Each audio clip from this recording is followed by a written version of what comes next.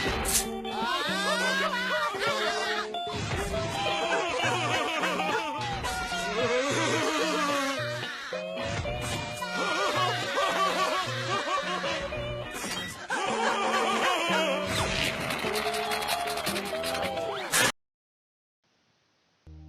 had it all going last week. Fast forward 7 days, and we get this. Couldn't string together back-to-back good weeks, unfortunately. Just not a good weekend overall. Brayshaw went down before the round began. If you look at this score and assume I did not captain Clarry Oliver, you would be correct. And to top it off, over in the NBA, the Clippers went down in Game 1 of their playoff series against Dallas. So yeah, real tough weekend. I'll try my best to get through the team fairly quickly. I do want to get to trades. Defense led's been in ripping form. Lloyd, I guess we'll take it considering how quiet he was in the first half. Stewart, we want more, but that's okay. Ridley was good, short, very good first half, disappointing second half. And Jones, that's okay. We would like a little more, but his job security is fairly safe, I think. Came into the side straight away after being out for a month, so I think that's good signs. Thought Murphy would be back. Bit unfortunate, but hopefully he's an inclusion for next week. And I did go high more to Jones, so we'll see how that pans out. The midfield, Clarry Oliver. Incredible performance from him. Started off fairly slow, but then he just took over. Brought his own pill, kicked 3 goals. Unreal performance, Clarry. Lions was great, 129, but the 1 week I play it safe with the VC, this happens. Did not think I'd be losing 75 points from this, but it is what it is. McRae, you love to see that. Walsh and Petrarca, you look at those scores at face value and you think, great, 116s from the both of them, you take that. But when you see how they got there, it is quite disappointing. Walsh was essentially at the ton at the half, and Petrarca got that 116 in 3 quarters. So while you take the 116s, it is a little disappointing that they didn't get more. Jordan was quiet for the first time in weeks, and I brought in RCD instead of going with Nick Hind.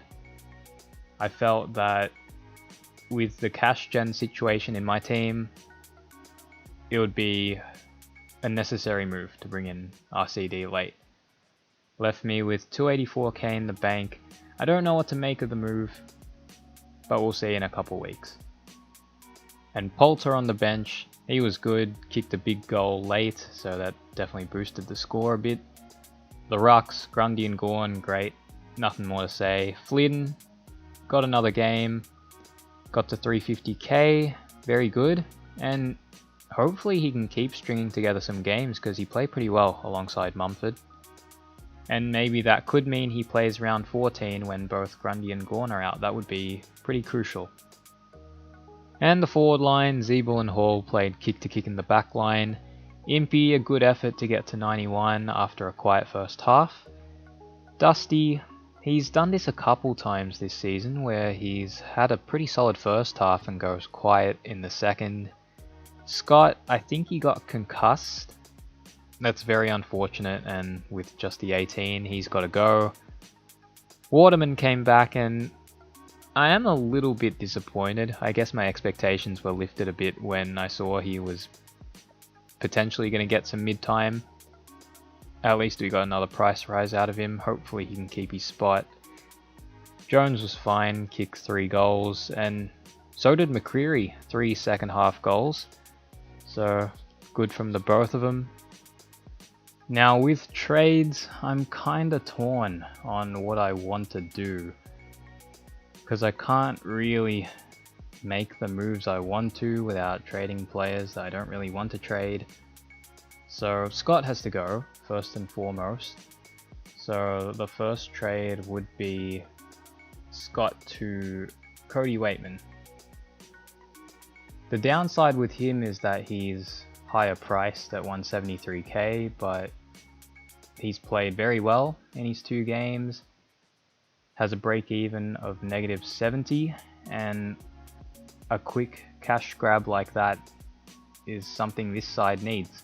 So I definitely want to bring him in. There's also Madden from Brisbane. He's a defender forward. He is at that rookie price, 123,900, but his job security I don't think is as good as Waitman's. I think Leicester's not too far off, so he'll probably be back in the side for Madden, I'd guess. So I'm not as confident with Madden, as good as the price is. So Scott to Waitman leaves me with 392k. That's my first trade, and that's set in stone. Now the second trade is where I'm pretty torn on what to do, because ideally I'd love to go Harry Jones out and bring in the Bont through DPP, but I'm 15k short. The Bont is at 657k. He's just too good. He's just too good, and I've fallen short. So the only player I could possibly trade out to make this happen is James Jordan. And it makes sense from a cash perspective, because his break even's up to a 75 now, so he won't make us too much more. But from a buy round perspective, this doesn't make sense, because he has the last buy, so I can play him through the first 2 buy rounds. So I'm really torn on that, because the Bont is a player I want in my final side, and he's not going to get any cheaper. So if I want him in my final side, I might as well bring him in now. It definitely makes sense, because Jordan's probably peaked.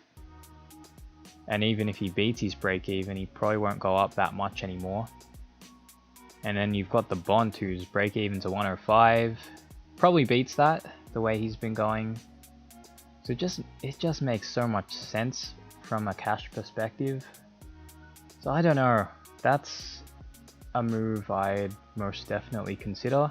Leaves me with 100.5k in the bank. The other trade I could make is Jones out for either Bailey Dale or Nick Hind. Of course Zorko's there, but I do want to pay up for my mids. It does leave me looking for a little bit of value elsewhere. So Dale and Hind would be my 2 options if I go this route. Say if I trade in Dale, that leaves me with 162k in the bank, which isn't too bad. It allows me to keep Jordan, who's a trusted on-field option. But at the end of the day, the Bont is the Bont, so the other trade is very appealing in that sense.